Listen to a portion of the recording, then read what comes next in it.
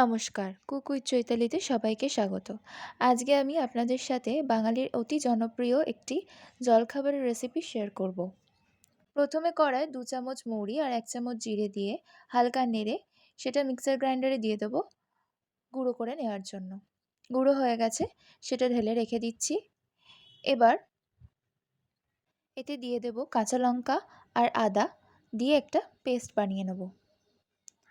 এটা বানানো হয়ে গেছে, তুলে রেখে দিচ্ছি। এবার 100 গ্রাম মতো বিউলির ডাল আগের দিন রাত্রেই ভিজিয়ে রেখেছিলাম ভালো করে ধুয়ে। তো সেটা বেটে নিলাম।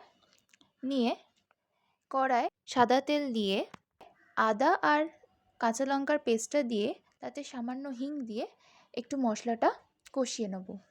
তার মধ্যে বাটা ডালটা দিয়ে দিচ্ছি, দিয়ে ভালো করে মশলার সাথে মিক্সড করে নেব।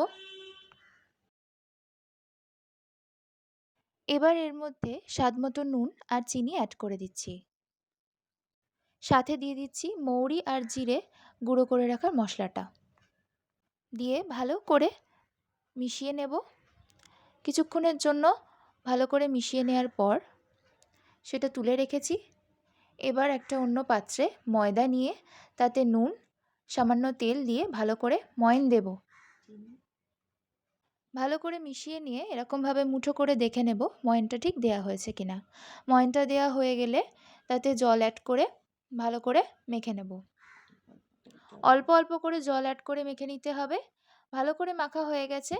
এবার এর মধ্যে সামান্য তেল দিয়ে সেটা আবারও ভালো করে মেখে নিয়ে চাপা দিয়ে রেখে দেবো। এবার 200 গ্রাম মতো ছোলার ডাল নিয়ে সেটা ভালো করে ধুয়ে প্রেসার কুকারে দিয়ে দিচ্ছি। 3-4টে সিটি মেরে নেব।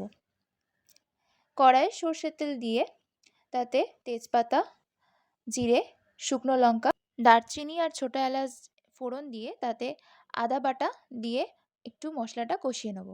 তারপরে দিয়ে দিচ্ছি টমেটো, দিয়ে হালকা করে নেড়ে তাতে অ্যাড করে দিচ্ছি নুন, হলুদ গুঁড়ো, জিরে গুঁড়ো আর শুকনো লঙ্কা গুঁড়ো দিয়ে ভালো করে মশলাটা কষিয়ে নেব। এবার এতে দিয়ে দিচ্ছি সেদ্ধ করে রাখা ছোলার ডালটা। তার সাথে বেশ কিছুটা পরিমাণ জল অ্যাড করে দেবো এবং কাঁচা লঙ্কা চিড়ে সেটা দিয়ে ঢাকা দিয়ে দেবো। ঢাকা খুলে তাতে অ্যাড করে দেবো চিনি, সামান্য ঘি আর ভাজা মশলা গুঁড়ো। ভালো করে মিশিয়ে নিলেই রেডি ছোলার ডাল। ছোলার ডাল হতে হতেই রেস্ট করতে রাখা ময়দাটা আমি লেচি কেটে নিয়েছিলাম।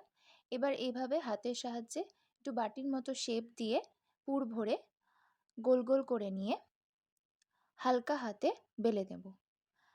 অন্যদিকে আমি কড়ায় সাদা তেল গরম হতে দিয়ে দিয়েছি। এইভাবে হালকা হাতে বেলে নিতে হবে।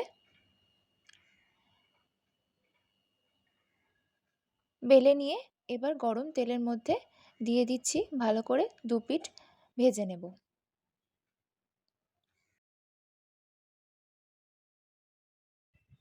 দুপিঠ ভালো করে ভেজে তুলে নিলেই রেডি রাধাবল্লভী।